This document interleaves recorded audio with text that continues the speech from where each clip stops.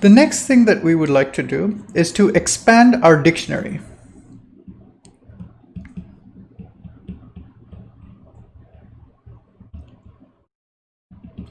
So now that we know in special relativity how to translate observations between one observer in a frame S and another observer in a frame S prime who is moving at a speed v relative to the first observer, we know how to make a translation between the time, position, coordinates to the time and position coordinates as measured by the second observer. And these are just related by a Lorentz transformation.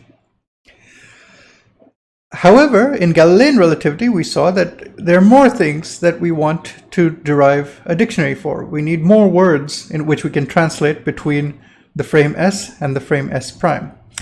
For example, we might be interested in knowing if we have an object as seen in frame S prime, which is moving with a speed u prime, say, what does that speed or what does that velocity look like in the frame S? So what is the velocity u prime as measured in the frame S? So what is the dictionary equivalent of u prime?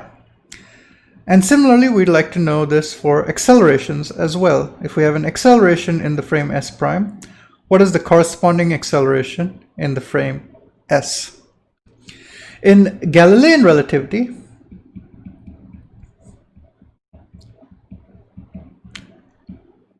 the dictionary was fairly simple. Time was absolute, space was absolute, but the x-coordinate was the only thing that changed, assuming that relative motion, let's say, was along the x direction.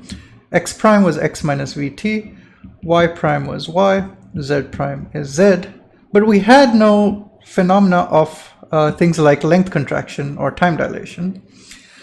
And if we expanded this dictionary to include velocities, so an object moving with a speed u prime in the frame S prime, as seen by observer S, would also pick up an additional speed, which would be due to the velocity of the train. So that is, the speed u would be equal to the speed u prime plus the relative speed of the frame S relative to the frame relative speed of the frame S prime relative to the frame S. And finally, we saw that the accelerations would just be the same, okay, in both reference frames. So we have a dictionary for coordinates, and we have a dictionary for which includes more words, such as how velocities transform and how accelerations transform. Now, given that our dictionary for time and space has changed radically, we might expect that there is going to be a change in the dictionary equivalents for the speeds or the velocities. So as a vector equation, this is more precisely written in this way. And what we'd like to know is how this equation changes when we go to special relativity. So let's derive the transformations for velocity in special relativity. So let's suppose we have a frame S prime, and this is the x and y directions in the frame S prime. And according to an observer, or a frame S, this frame S prime is moving along the x direction with a velocity v. Okay, and in the frame S prime, for example, on a train, some observer throws a ball relative to themselves with a speed u. And we can break u into two components. We can decompose this vector u into a component which we call u parallel, which is parallel to the direction of relative motion, and a component u perpendicular, which is perpendicular to the direction of relative motion. And as we've seen, since lengths and do different things when we are talking about lengths parallel to the direction of motion and lengths perpendicular to the direction of motion, it's better if we make this separation already at this stage and consider the dictionary separately for the parallel component of the velocity and the perpendicular component of the velocity. So u parallel, or let me write this as u prime rather, u prime parallel will just be equal to the distance traveled by this particle or this ball as measured in the frame s prime divided by the time it takes as measured in the frame s prime to travel that distance. Okay, this is what u parallel prime would be, and u perpendicular prime would be, let's say, the distance it travels in the perpendicular direction divided by the time it takes to travel in the perpendicular direction. And now we can apply our dictionary to find what the corresponding distance delta x would be, the corresponding time interval delta t would be, and the corresponding distance interval in the perpendicular direction delta y would be. Okay, and we can, if we know delta t, delta x, and delta y, that is, we know the distance it travels in the x direction and the time it takes as seen by the ground observers to travel that distance, then we can get the parallel component of its velocity, okay, as measured in the frame s. So this is in s prime. In s we can get u parallel, which would be delta x over delta t, and we can get u perpendicular, which would be delta y over delta t. So in other words, we're using our dictionary for delta t prime, delta x prime, delta y prime, mapping it to delta t, delta x, delta y, and then using it to derive the dictionary. So these are derived words in our dictionary for u parallel and u perpendicular. So let's first write down the dictionary for u parallel. And for this, we'll need to know how to translate delta t and delta x. So delta t would just be equal to 1 over the square root of 1 minus v square by c square times t prime plus vx prime over c square. Remember that this is an inverse Lorentz transformation because according to the frame s prime, the frame s is moving relative to the frame s prime at a speed minus v. And similarly, delta x would be 1 over the square root of 1 minus v square over c square times x prime plus v t prime. So we can plug in, since we're talking about a time interval, we should use delta t prime here, and we should use delta x prime here, and similarly delta x prime here, and delta t prime over here. And so now we can derive what u parallel is. So u parallel, which is by definition delta x over delta t, this is by definition. And now using our dictionary, we can say that this will be delta x prime plus v delta t prime divided by delta t prime plus v delta x prime over c square. And now we can divide both the numerator and denominator by delta t prime, and this would give us delta x prime over delta t prime plus v divided by 1 plus v delta x prime over delta t prime over c square. And finally, we can use the fact that by definition u parallel prime was delta x prime by delta t prime. So we can finally write our dictionary. So this is a derived dictionary word. is u parallel prime plus v divided by 1 plus u parallel prime v over c squared. Okay, so we've expanded our dictionary now because we can now write u parallel in times of u parallel prime and the relative speed v.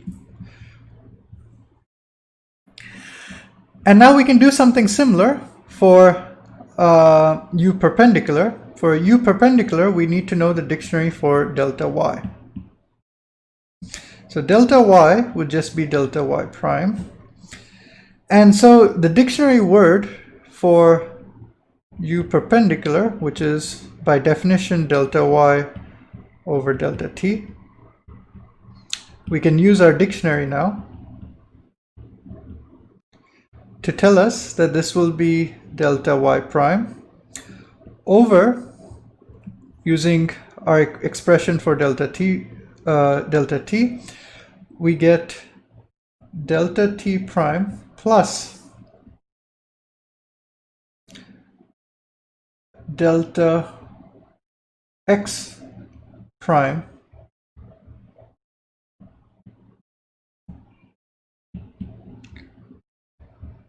times v over c squared.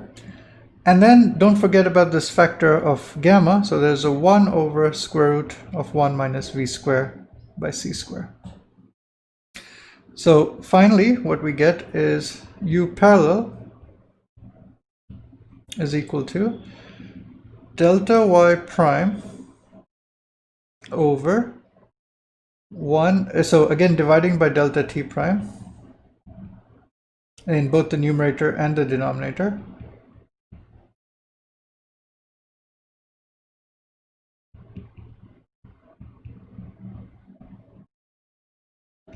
times the square root of 1 minus v squared by c squared.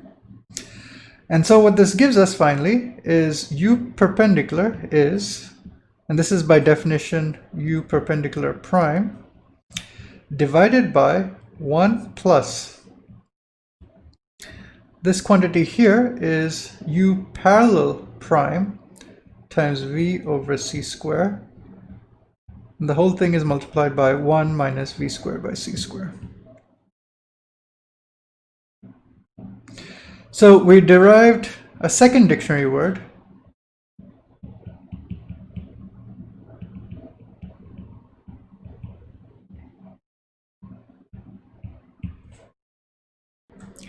so it's useful to compare these new dictionary words with what we had in Galilean relativity.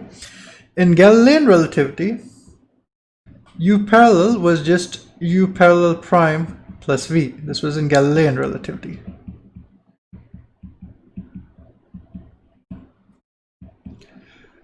In special relativity, we see this additional factor in the denominator.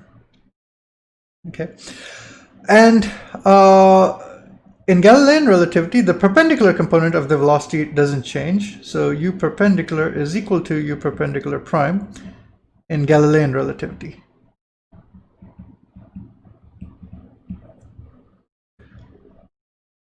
But here we see that there's a more complicated change where the perpendicular component of velocity as seen in frame S depends not just on the perpendicular component as measured in frame S prime, but also on the parallel component of the speed of the ball as measured in frame S prime. And it also depends on these factors of v. Okay. Now, in a particular limit, suppose the object has only a perpendicular velocity in the frame S prime, then u perpendicular prime is non-zero, but u parallel prime is 0. And in that case, u parallel or u perpendicular is u perpendicular prime times the square root of 1 minus v squared over c squared. Now, in this case, it's easy to understand why the dictionary is different from the dictionary of Galilean relativity. In the perpendicular direction, there is no length contraction, so the distance traveled by the ball in the vertical direction would be exactly the same as seen by S prime and another frame S which is moving horizontally, let's say in the x direction. And however, there is a time dilation effect. So the time that this ball is traveling in the frame S prime appears to be smaller than the time that it travels in the frame S. So therefore, the speed in the frame S prime would appear to be higher, or it would appear to have a larger speed. And the speed in the frame S would appear to be lower. And the difference between the two is just the time dilation factor.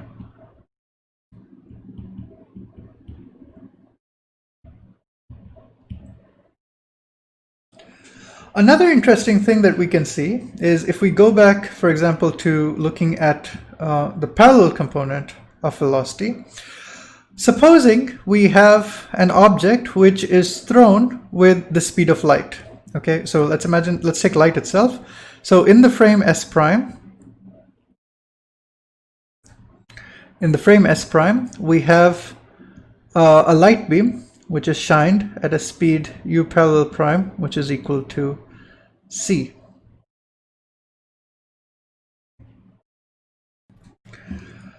And this frame S prime is moving with respect to S at a speed v in the x direction. So now what we want to know is what is u parallel.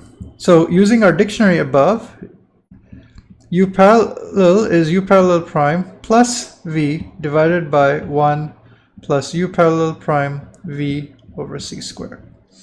So what we would get is c plus v over 1 plus cv over c squared. And so what we would get would just be c. That is, the light beam which is traveling with a speed c as seen in the frame S prime would also be traveling with a speed c as seen in the frame S. This is good. We need this because this should follow from our postulates of special relativity. This is built into the postulates of special relativity. And it's good to see that it emerges also from our velocity transformation law. Now, as a homework exercise, you can also try this out for the case where u parallel prime is non-zero and u perpendicular prime is non-zero, but the total speed of the light beam is c. You can check that the square root of u parallel square plus u perpendicular square will also be c.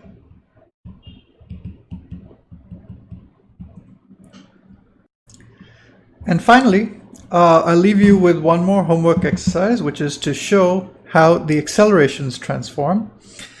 And to do this, let's consider a frame S prime.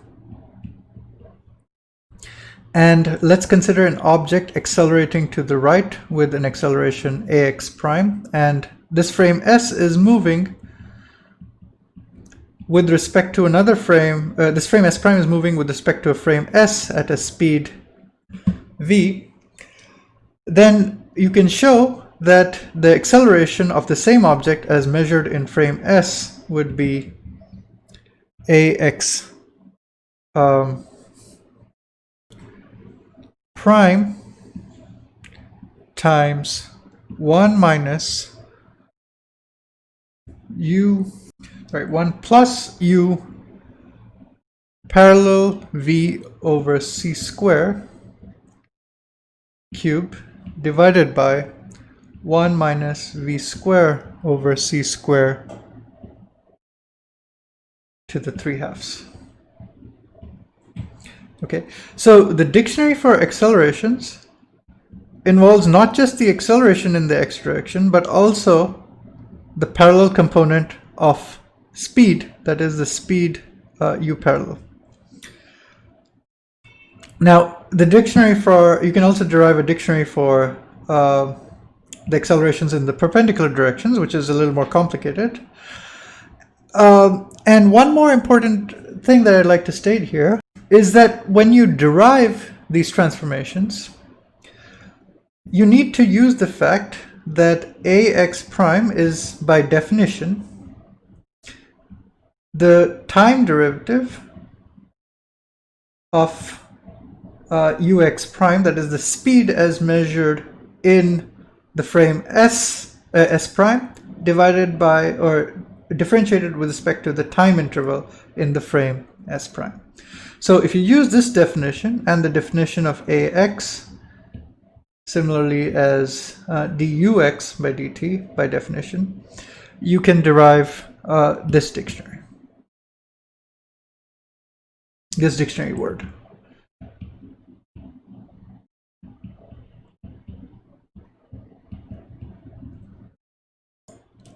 So let's summarize all the things that we've learned today.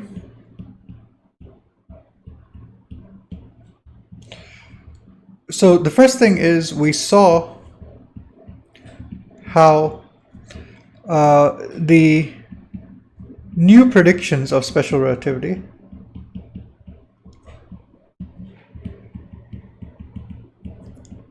that is, things like the phase offset in clocks and time dilation, length contraction, arise as consequences of the postulates. They're just direct consequences of the postulates of special relativity.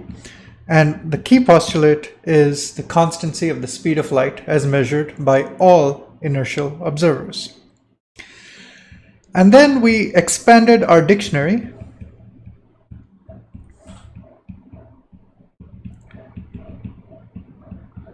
to include some additional words like velocities and accelerations. And we saw that these transformations for velocities and accelerations are different from the transformations of Galilean relativity. So one particularly strange thing we saw is that perpendicular components of velocities do not stay the same, okay, and as measured in one inertial frame and another inertial frame. And another interesting thing that we saw is that the speed of light c is the same no matter which observer you talk about. That is, when I make the dictionary translation, and if the speed of the object that I'm talking about is light, then that speed will stay the same. So one word in our dictionary is known. When v is equal to c, the translation for that is v prime is equal to c. Where v is just the magnitude of the speed, okay, it's not guaranteed that the direction will be the same, and this is something that we'll see in the next class when we talk about light. And we also saw a dictionary for acceleration. So we've been able to expand our dictionary by deriving some words, that is the transformation law for velocities and accelerations, from the words that we already knew, which is the translations for coordinates. In the next class, we will expand this dictionary further and see how things like frequency transform, and we'll derive something called the relativistic Doppler shift.